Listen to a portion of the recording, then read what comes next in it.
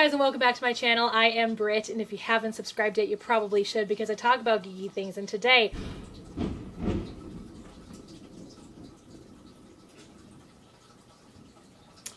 that was thunder, and my cat just declared her fear of thunder.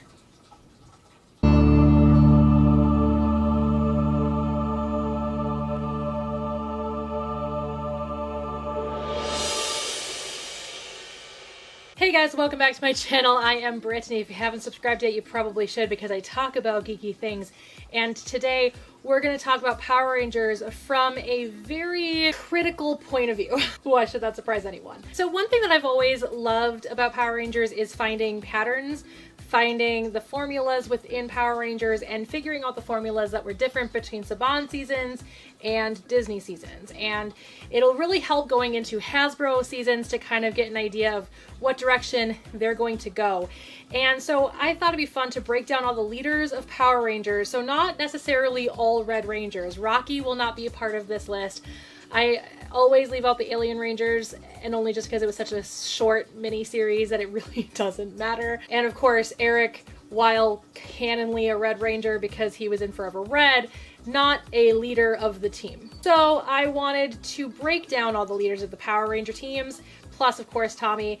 Part of the time Tommy was a leader, he was the White Ranger. So I wanted to break down all the leaders of the teams specifically so that we can kind of gauge the different patterns that arise within the leadership of Power Rangers. So the leader of the Power Rangers, generally the Red Ranger, is also generally kind of the main character, if you will, of that particular story. That is not always the case. Like RPM, for example, definitely not the case. Scott definitely takes a side seat or even a back seat to Dylan throughout the course of RPM. But at the same time, for the majority of seasons, the Red Ranger tends to be the driving force of the actual storyline. So they tend to be the most developed character, generally speaking, and therefore they tend to also have kind of the most kind of hero story, if you will. So the hero's story is an incredibly old concept that you see in literally every kind of coming of age story. The hero has to come of age, has to handle issues within their life, and then of course come out the other side. And whether they come out unscathed is kind of up to the storyteller. Power Rangers has three very distinct hero stories within their Red Rangers, and those are the established hero, the hero that needs to learn a lot, or the innocent hero. So let's talk about what these mean. So the established hero is going to be our hero that you look at and you automatically know, yes, that is our hero. That is the guy that's gonna save the world. You know, generally they already know how to be a good leader. They generally are the ones that are able to stay incredibly calm under literally any circumstance. They don't tend to lose their temper.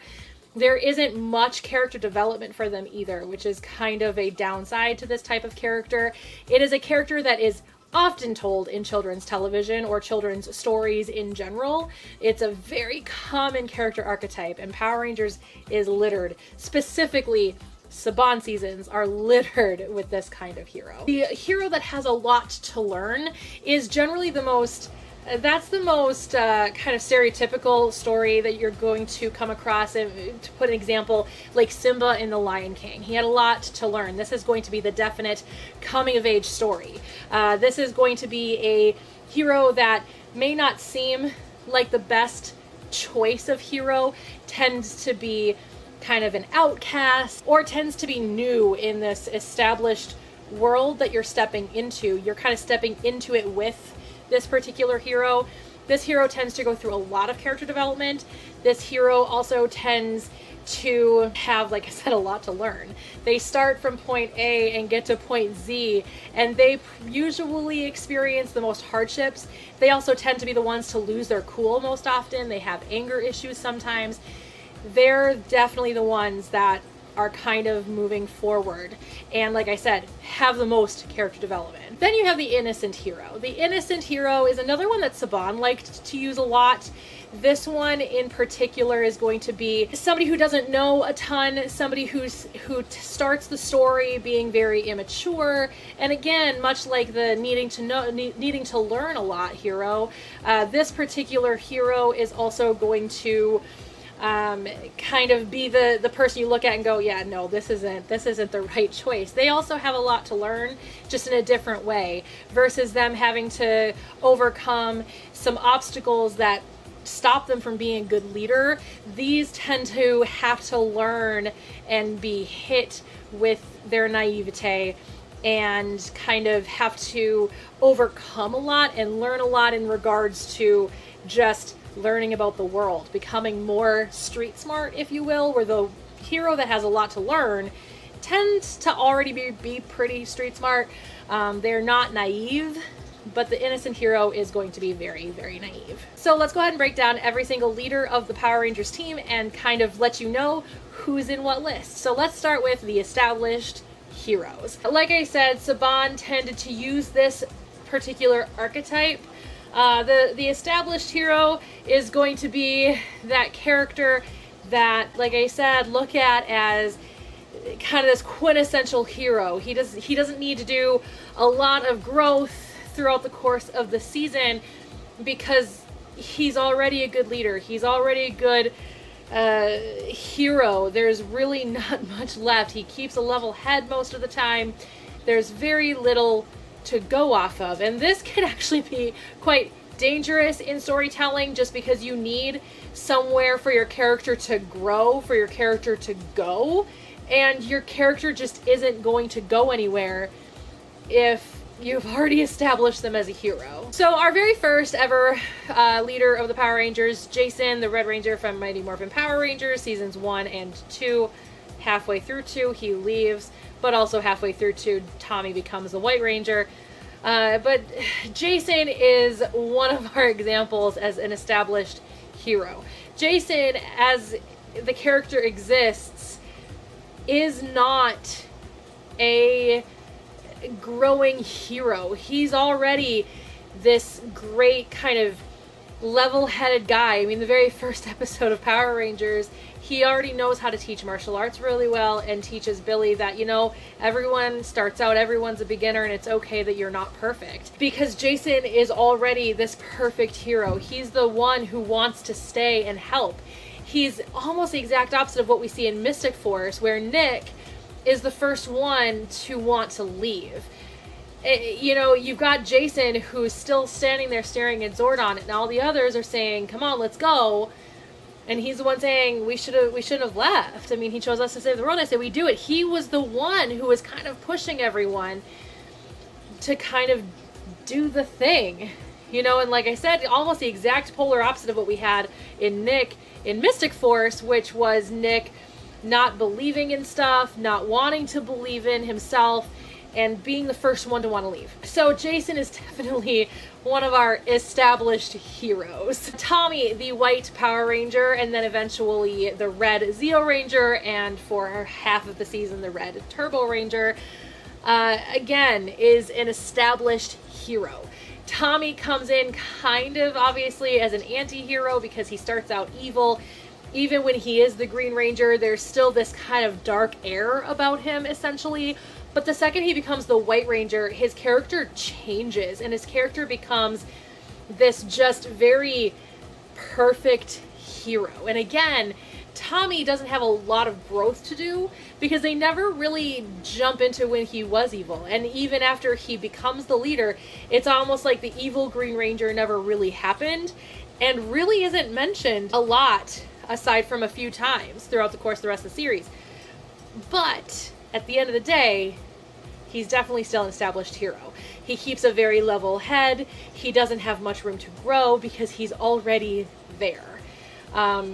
You know, he's just, of course he's the leader. Of course he's going to become the leader of the Power Rangers. That is only to be expected because he's the perfect Ranger. Now, if Rocky were to have come in and become the leader versus Tommy having become the leader, I would have put him more in that innocence. Rocky was definitely immature in his early seasons. I mean, even Zio, he tended to be a little more immature, and I don't know if that's really just Steve Cardenas acting, because he just wasn't really an actor yet. But at the same time, that's where I would have put him.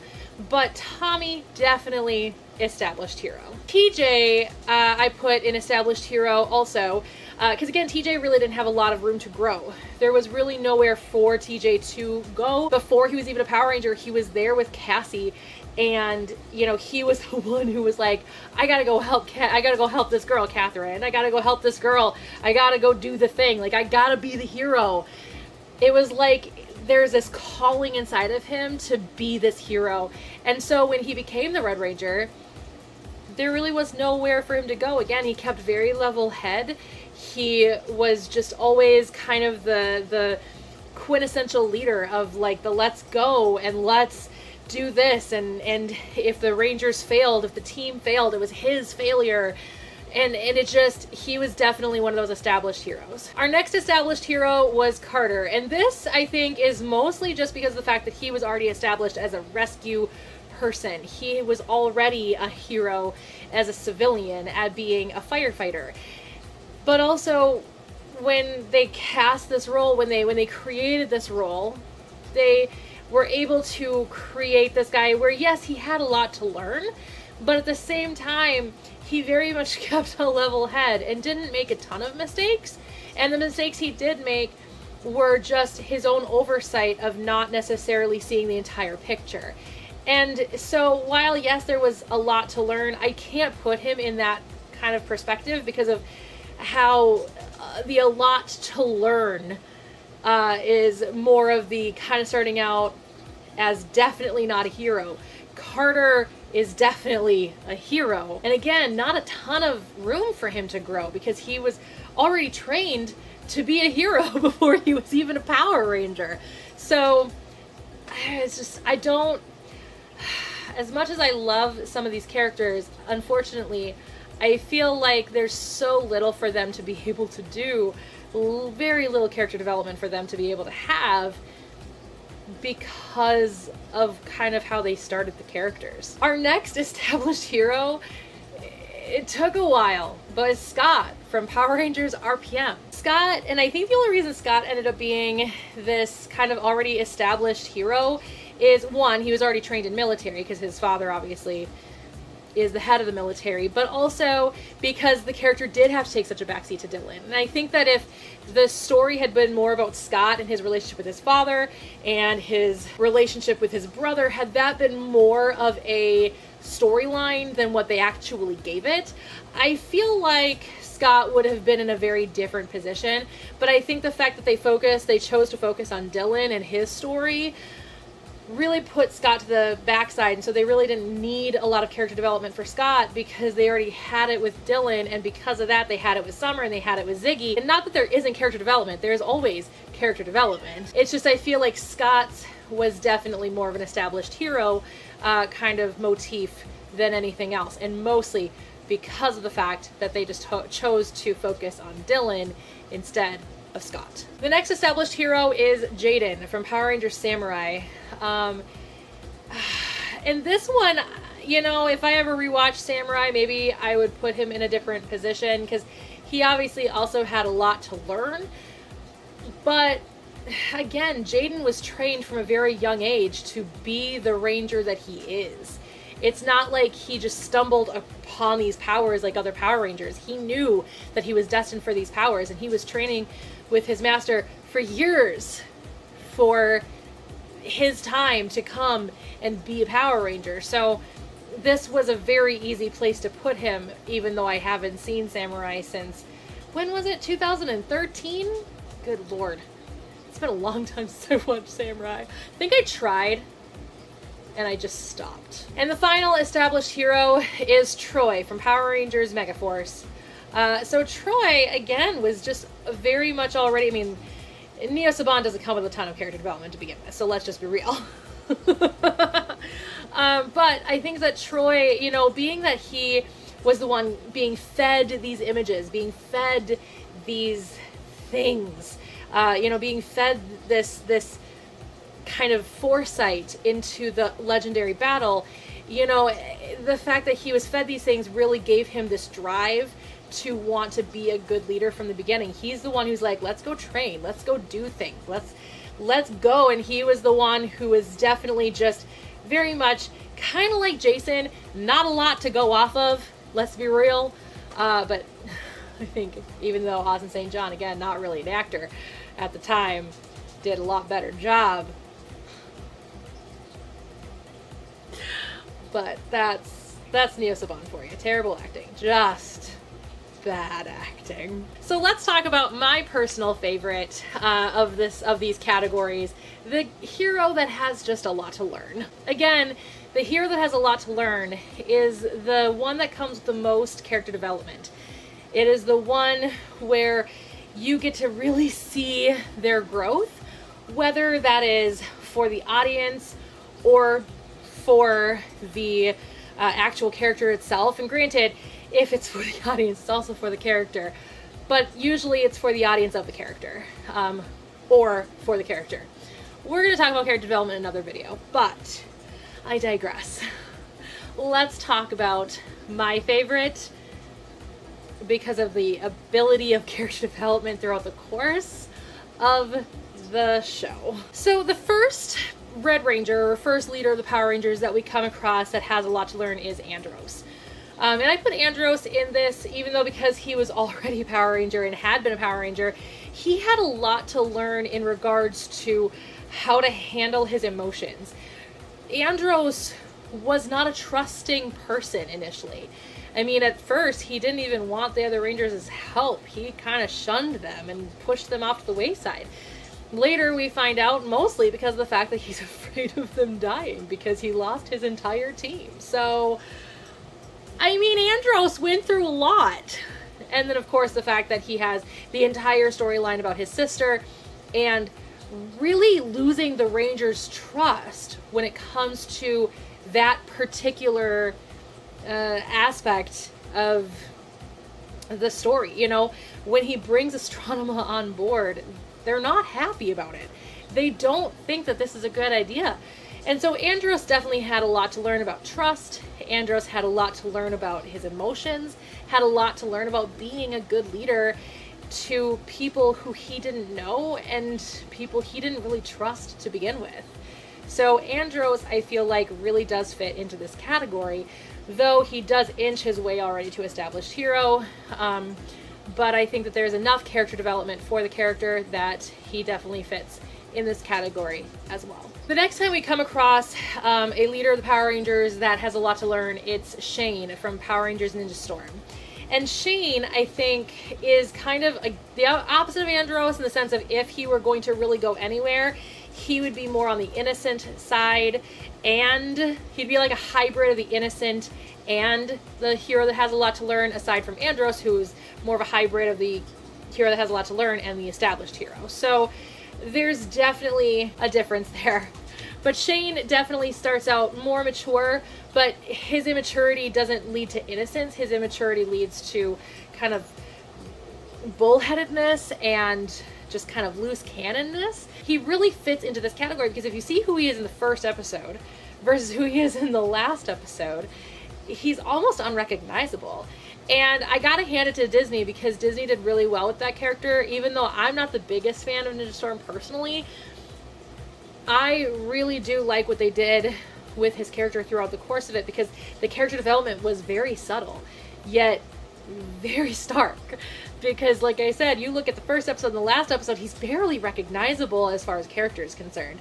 And it's just, he was done very well. Please rest in peace, Pua Magasiva.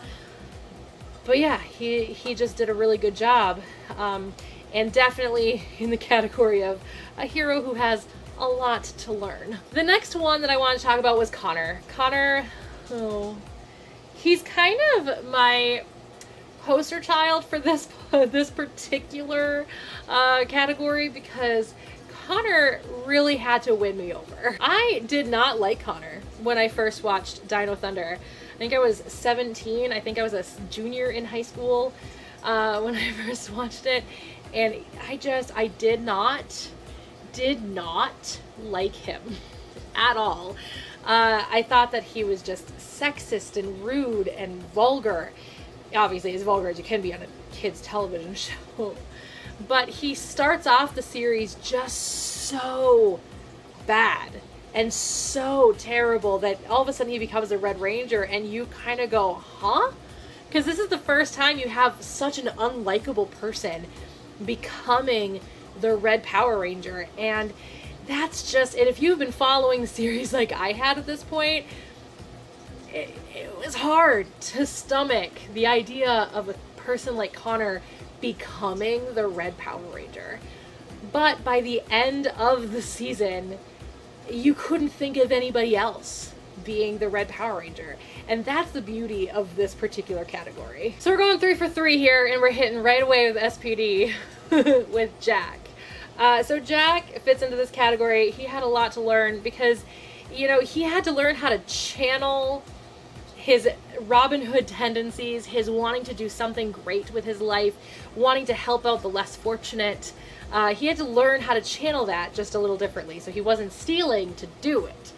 And obviously he does learn how to channel that differently, how to channel that better in such a way that he is able to create such a great life for himself. And I don't know, he's just so great. And obviously, very beginning of his Power Ranger hood, he had a lot to learn, just because he was kind of got this weird leadership complex.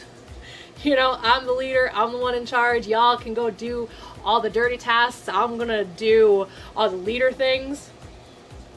And he developed kind of hatred, or the other team members developed hatred for him because of it. Even Z, who's like his best friend, is still like, I can't even do this. Like, I can't do this with you. So Jack is another real good poster boy for this particular category because he had so much to learn. It was almost like we were watching Jack go through his own coming of age story. It was just great. And it's one of the things, characterization is one of the things I love about SPD, and I think that they did such a great job with every character. But I think Jack was one of the best done characters in Power Rangers SPD. And 4 for 4, we're gonna hit up with Nick. And now, I know a lot of people don't like Nick because a lot of people don't see the character development. I do. And I can't, like, here's the thing. If you really want to get an idea of character development, because generally character development is very subtle, especially in a series like Mystic Force, because here's the thing, Mystic Force is already so out there with the story and the special effects and the bad guys, and just there's so many things that it's just out there that had the character development been more overt, it would have been really out of place. The character development, having the Rangers be people and having their character development be very similar to how people actually have character development throughout the course of their lives, it actually makes sense. So the best way to understand if somebody has good character development is watch the very first episode and watch the last episode and see how recognizable they are. Nick and his mentality is so different from the first episode to the last episode of Mystic Force. And he had a lot to learn, obviously, even just within the first 2 episodes. The kid had so much to learn because he had this mentality of, first of all, magic doesn't exist, and magic is right in front of him, but he doesn't have the belief in himself to believe that he is worthy of the magic, so he still doesn't believe in magic or is a non-believer. And then all of a sudden, when push comes to shove, he ends up opening his eyes to it, his mind to it, his heart to it, and he ends up accepting it and does, and when it works, he becomes this incredibly passionate Power Ranger and incredibly just passionate leader. And he still has a lot to learn throughout the course of it, because obviously he has to learn the magic, he has to learn kind of how to let go of his bullheadedness. He even, towards the end of the series, still has trouble believing that these people aren't going to just up and leave him. You know, it takes Xander to really tell him, look, we're not going anywhere. We are your family. And he finally starts to get it. And even in the final, I think it's the second to last episode, but the final story, he's ready to give up. But the love he has for his friends and the love they have for him back is what pushes him back into that normal reality again for him. And I don't know, it's so good. It's just a really good character development. And Nick, while not the greatest poster child, I guess, definitely still in this category and still has great character development. And we're going to talk about it in my Mystic Force video. I'm planning it. I'm working on it. I'm rewatching Mystic Force and taking notes, guys. We're gonna do this. And the final one in this category is our current Red Ranger, and that is Devin from Power Rangers Beast Morphers. I really misspoke in a previous video where I said he was a jerk who needed to learn how to become a better leader. That was what this kind of category is what I was mostly talking about, because most of these people in this category tend to fit that mold. The jerk, the Connor who becomes the Connor who is an actually good Red Ranger. The jerk who becomes the leader. Devin was never a jerk. Devin was always a nice guy, but Devin still had a lot to learn, especially about his loose cannonness, and especially when he got that special power. Shoot, what was it called? I can't even remember anymore because it lasted for such a short amount of time when he had the weapons, and they got, I don't remember. Oh my goodness, Beast Morphers, I'm forgetting you already. Anyway. But he had to learn how to set that aside and not be a terrible person when he had that power. And so he definitely fits into this category. He, like Andros, kind of toes the line between this and established hero. But I don't think he really can be considered an established hero, because he definitely, like I said, still had a lot to learn. So there you go. Final category, the innocent. Now, if you guys are paying attention to taking notes, you guys should know who all these Power Rangers are, but let's talk about it. The first innocent we come across is Leo. And again, Leo kind of treads the line, kind of toes the line between the innocent and the established hero. And the only reason I put him in as an innocent is because of just how his character kind of exists in the beginning. You know, he's a stowaway on Terra Venture. He's just trying to have fun. You know, he's the guy who kind of slacks off when he starts working with Kai. He's slacking off. He tends to be the more immature. They were trying to very much establish that he was the youngest of the group, and I really feel like he fits into this realm with these Rangers, because even though he had a lot to learn, it was more in the sense of he had to learn how to not be a kid. He had to learn how to be an adult and how to live with adult problems, which of course in this case were being a Power Ranger. But again, if you look at the very first episode of Lost Galaxy and the very last episode of Lost Galaxy, you're going to see a very different Leo. And definitely goes from this immature, almost brat, to this kind of like incredible hero. And we're going to see this again. Again, if you're taking notes, you should know who I'm going to talk about. And he's next. That's Wes from Power Rangers Time Force. So Wes, kind of like Leo, starts out as a super immature person who just happens to end up being a Power Ranger and having to learn very quickly how to think on his feet and how to be a good leader and how to really take over. And now granted, a lot of people are going to argue that Jen is really the leader of Power Rangers Time Force, and while that is primarily true, I think they definitely still establish Wes as more of a leader, just because the Rangers from the future are kind of out of their comfort zone because they're from the year 3000, not the year 2001.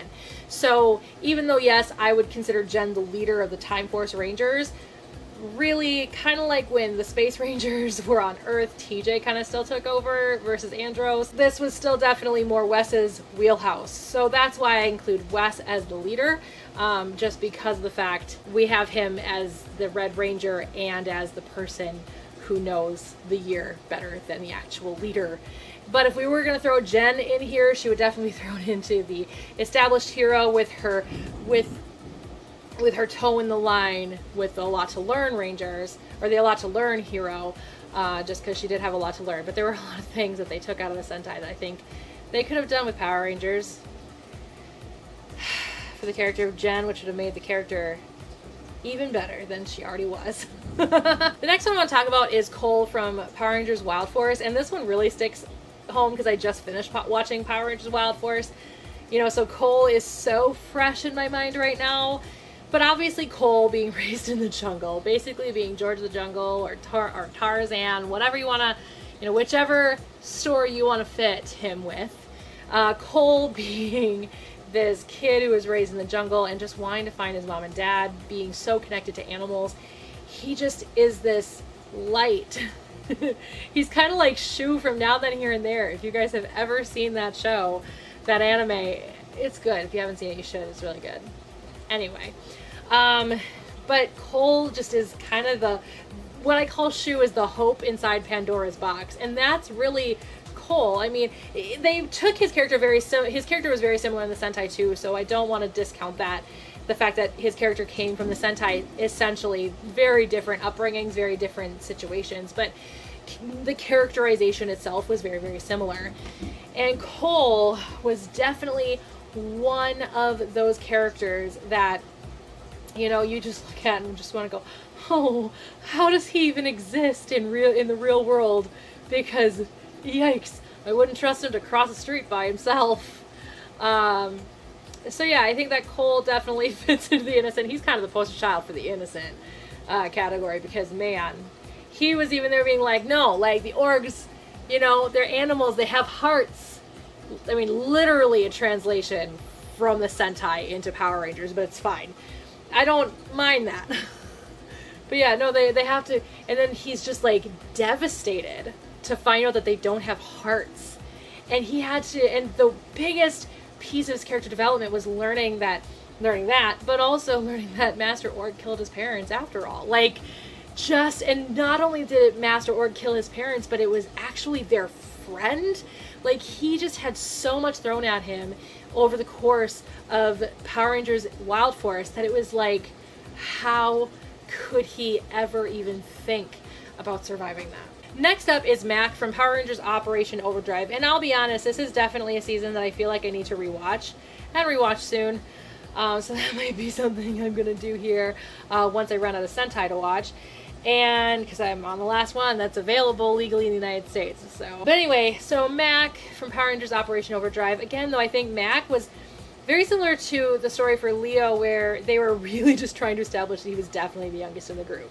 Not to mention his dad was the mentor, so his dad kind of kept him, kind of infantized him really, and he had a lot kind of going for him. And then of course the biggest shock of his life, which I'm not going to get into. I'm trying to stay away from as many spoilers as possible. I'm already going to have to put some spoiler tags up, and I don't want to put spoiler tags with this one.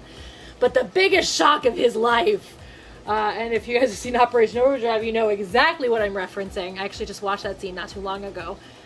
And I just forgot, honestly, how well done that was. I give Operation Overdrive such flack for having terrible acting, but honestly, that scene was done well, man. That scene was done real well. But I think that biggest shock really changed how he viewed his entire life. I mean, it would change how you would view your entire life. I mean, that would be hard to handle, that truth. But anyway, I think he definitely fits in that category just because of how they designed the character to begin with. This next one was tough, but I put Casey here. I put Casey in the innocent category. I think that Casey definitely toes the line between that and the hero that has a lot to learn.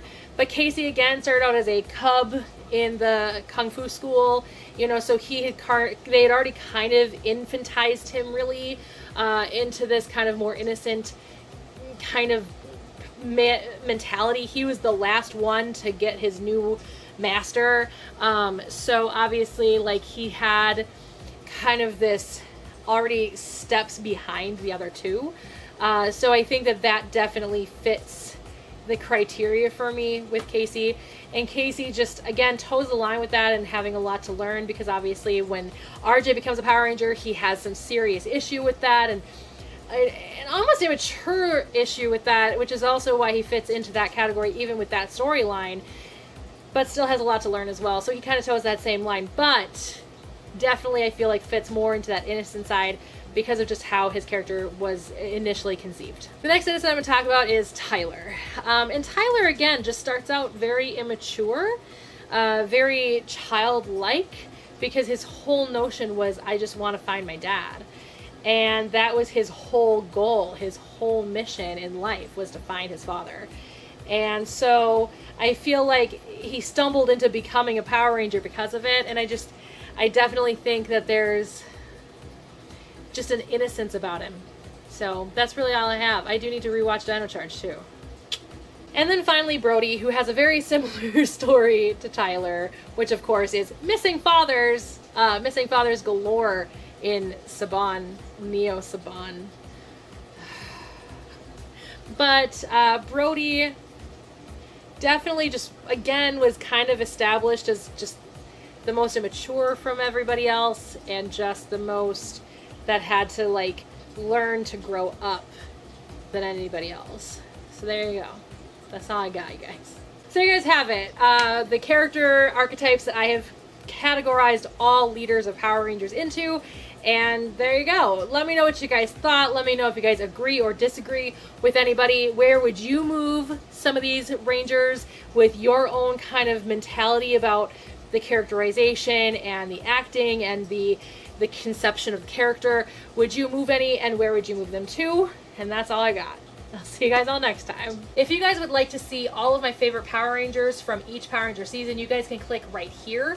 If you guys want to see all the different Power Rangers videos I've done over the course of my time here on YouTube, you guys can click this playlist right here. You guys can click here to subscribe. Please do, and hit the bell for notifications, and share this video, like this video, comment on this video, and I will see you guys all next time. Bye.